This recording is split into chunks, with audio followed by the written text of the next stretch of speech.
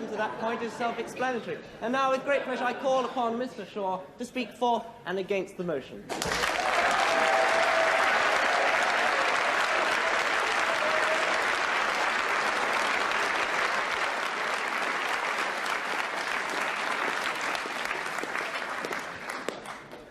Mr. President, may I begin by congratulating you and the others responsible for their uncanny foresight in selecting as early as the 31st of March 1975 this motion for debate in the Oxford Union.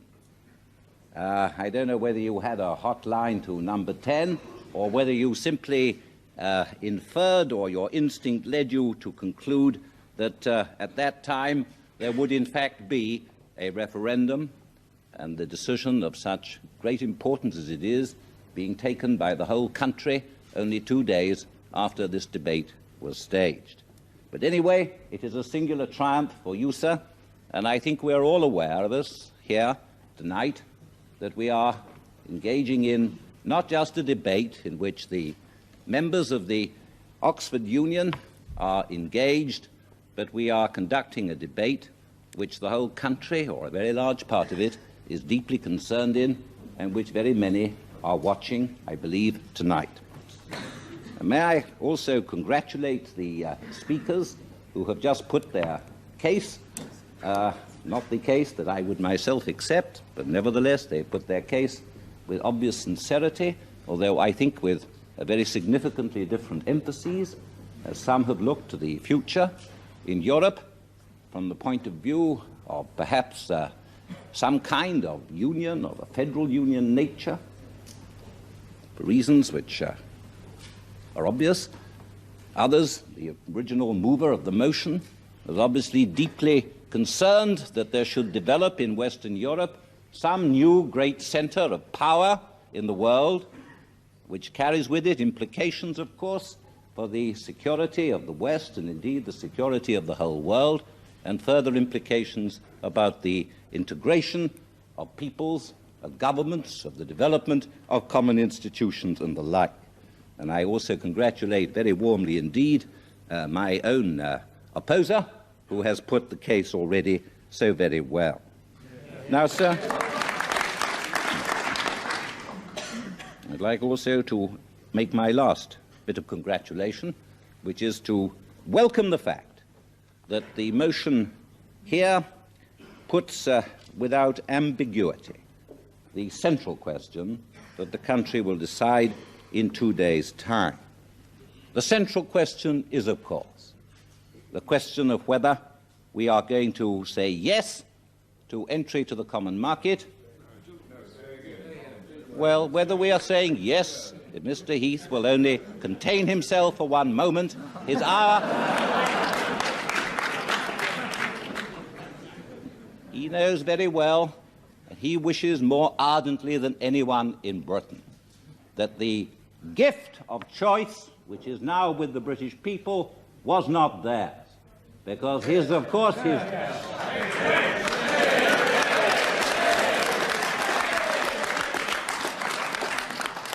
Well, I don't mind people saying shame, but you know, simply on the record, the one thing that the country did not have when faced with the great decision, whether rightly or wrongly, the decision itself of joining the common market 3 years ago, the one thing that it was denied was the right of the British people to have their say as to whether or not, whether by general election or by referendum or by any other means, the British people were left out entirely of the whole consideration. And it has taken us, after a great fight and with much help from thousands and hundreds of thousands of people throughout the country, to bring us at least to the point where the British people have the right to say that this is right for them or not. So do not despise the fact that your own fellow citizens have at last been given the right which Mr. Heath denied them.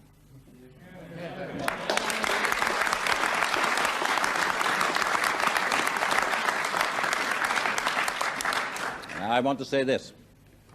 One thing which is wrong, of course, with this motion is that it says Europe. And what we are talking about is not some generalized consent to Europe. What we are asked to do is to say yes to a particular group of European nations and enter into, with them, a particular form of relationship, a particular contract, a particular treaty. And it is time that in considering this whole matter, we should put to ourselves the facts that the 8 countries of Western Europe, important as they are not even half of Western Europe itself, let alone the whole of the continent of Europe. Nor, for that matter, should we ignore the fact that there exists outside the continent of Europe altogether more European people, or people of European origin, in the great continents of North America, Latin America, and Australasia than there exists in the whole common market put together. And beyond that, we should recall the fact that our horizon and the concerns that we have in the world as a country and as a people are not limited to 8 nations and 200 million people in Western Europe, but to the 3,000 million people and the 140 nations that exist in the 6 continents of the world. And the policies that we pursue as a government, the causes that we follow as a people, the concerns that we have are not confined to and limited to this narrow area across the Channel. For that to happen to Britain would be a contraction and a reduction of all the things with which we have been concerned. It is the world that we belong to, and it is mankind of which we are part. So let us hear.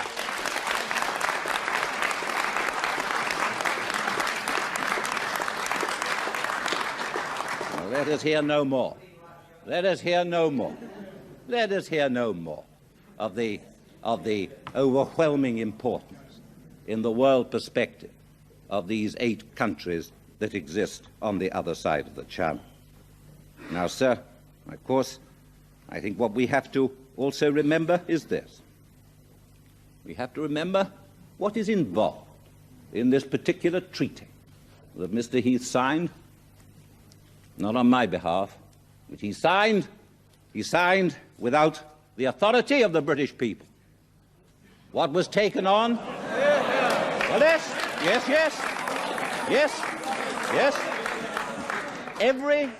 Every convention, every precedent that we've had as a country, every time that anyone in the history of Britain has proposed to change what are basically the rules of the political operation of our country, whether it was to reduce the powers of the House of Lords, whether it was to extend the electorate from what it was in the past, a very restricted one, to a much broader one, whenever that's happened, whenever a major change has taken place in the way in which our democracy operates, in the rights of our people, in how the Constitution itself of our country operates, whenever that's happened, and whenever there has been a major disagreement between the government of the day and Her Majesty's opposition, whenever that's happened, every government in British history, except for Mr. Heath, has felt the duty, the obligation to go to the people to get their consent for that change.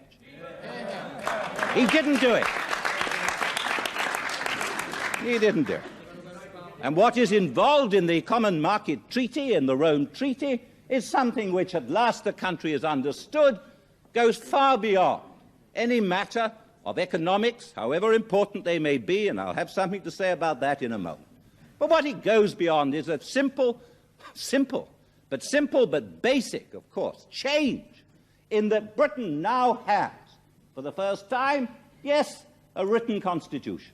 A written constitution which no one in Britain has had any hand in shaping. And you know what that constitution is. The superior constitution which now guides and binds British governments is the Treaty of Rome. There exists a law, a power to make laws, a power to levy taxes, a power to develop policies, which is superior to those powers of taxation and of lawmaking in the British Parliament itself. That's the change.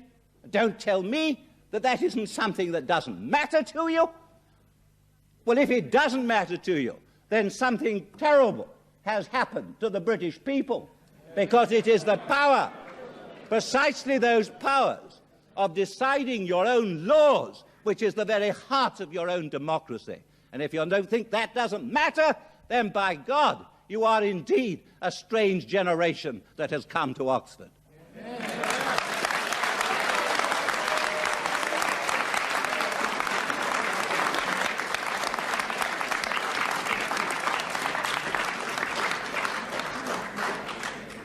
Now I turn from the gravity, I would say the enormity, of what was involved in that transfer, as he would have it, irrevocable transfer of democratic power to others outside this country.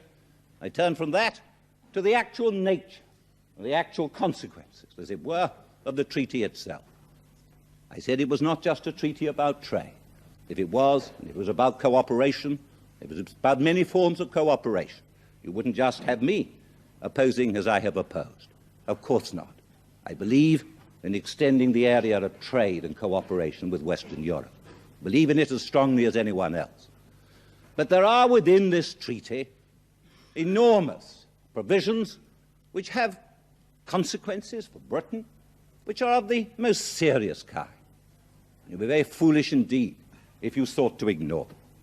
Because what the Treaty of Rome, of course, insists is not just that we trade freely with each other, but that first we have no frontier as far as the movement of money is concerned. And every British government since 1939 has felt it necessary to control the movement of money out of Britain, and for very obvious reasons.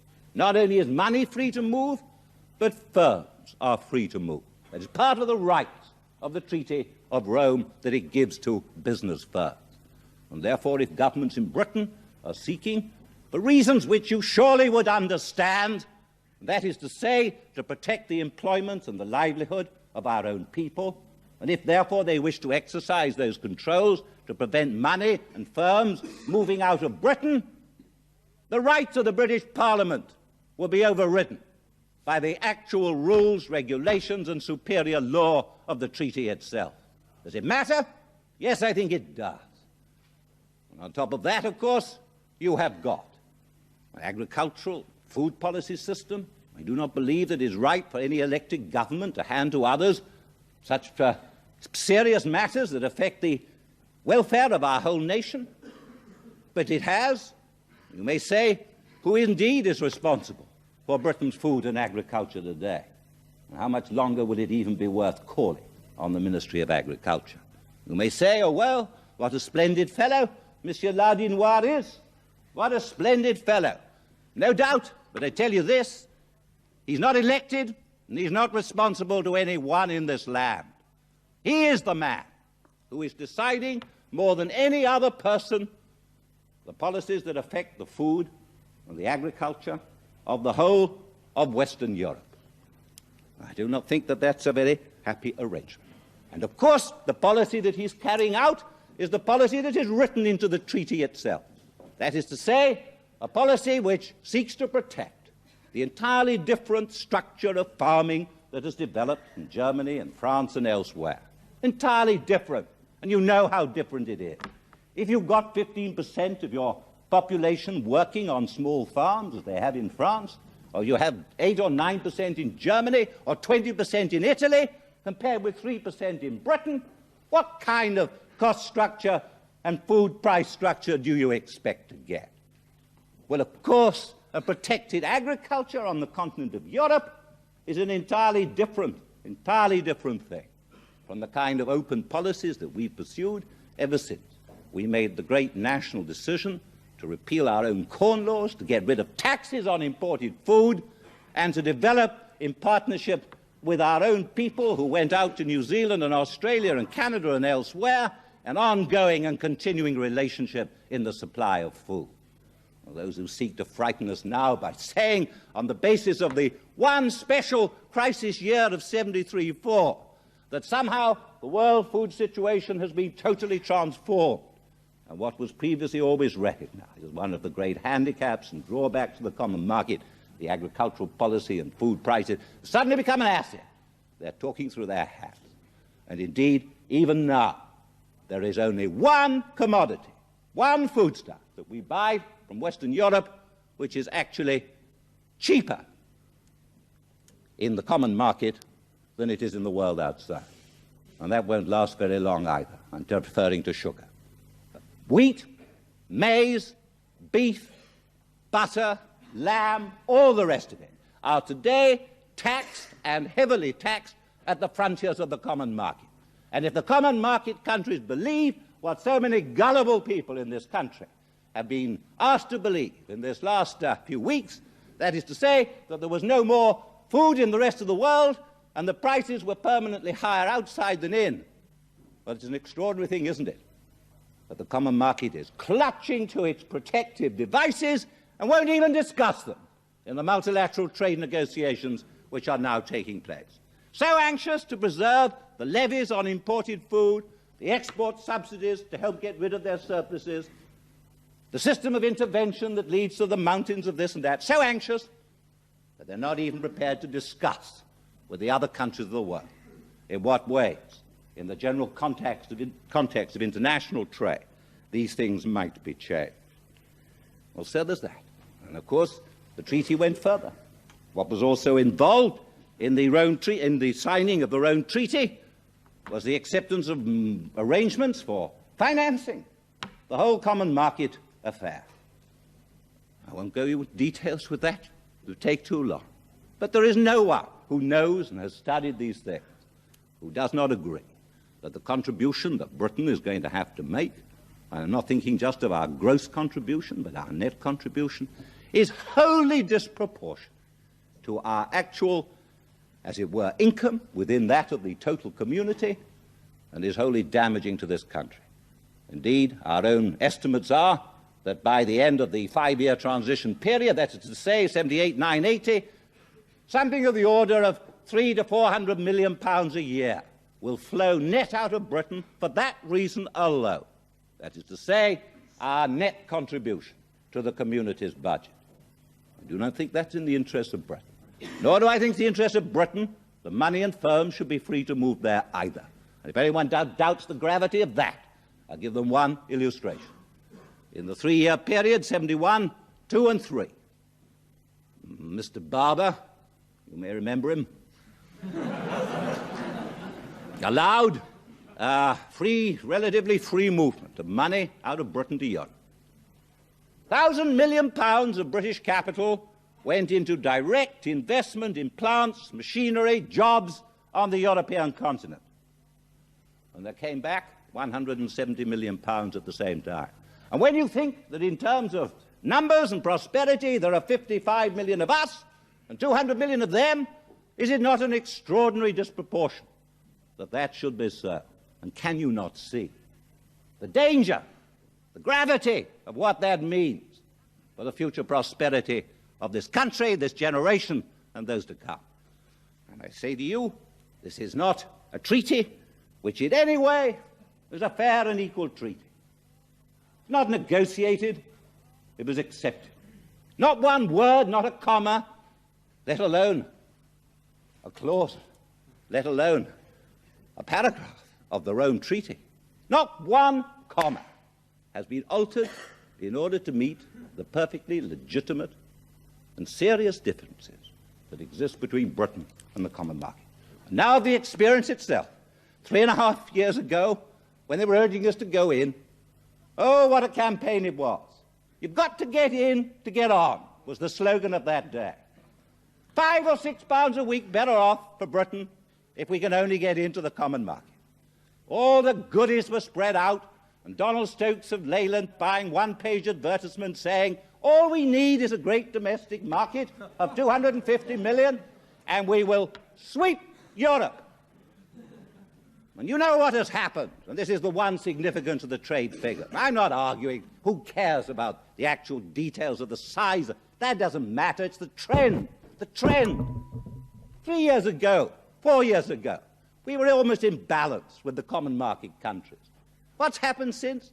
500 million down in 72, 1,000 million in 73, 2,000 million in 74, running now at the rate of 2,400 million this year.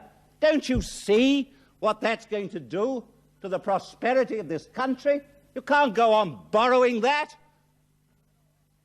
And then you add to that the burdens I mentioned a moment ago, and we are under great threat. We're in peril at the present time, and the country must know it. And therefore, now what do they say? What is the message that comes now? No longer to tell the British people about the goodies that lie there. No longer that. That won't wash, will it? Because the evidence will no longer support it. And so the message that comes out is fear, fear, fear. Fear because you won't have any food. Fear of unemployment. Fear that we've somehow been so reduced as a country that we can no longer, as it were, totter about in the world independent as a nation. And a constant attrition of our morale, a constant attempt to tell us that what we have, and what we have is not only our own achievement, but what generations of Englishmen have helped us to achieve, is not worth a damn. The kind of laughter that greeted the early references that I made, that what was involved was the transfer of the whole of our democratic system to others. Not a damn. Well, I tell you, what we now have to face in Britain, what the whole argument is about, now that the fraud and the promise has been exposed, what it's about is basically the morale and the self-confidence of our people. We can shape our future. We are 55 million people. If you look around the world today, I listen to Gough Whitlam and his 14 million Australians, and he trades heavily with Japan. I'm very fond of the Australians. But do you think he's going to enter into a relationship with Japan which gives Japan the right to make the laws in Australia? Do you think Canada, 22 million of them, and to the south a great and friendly nation? Yes, they are. But do you think Canada is going to allow its laws to be written by the 200 million people in some union in America? No, no, of course not. The whole thing is an absurdity, and therefore I urge you to reject it. I urge you to say no to this motion, and I urge the whole British country to say no on Thursday in the referendum.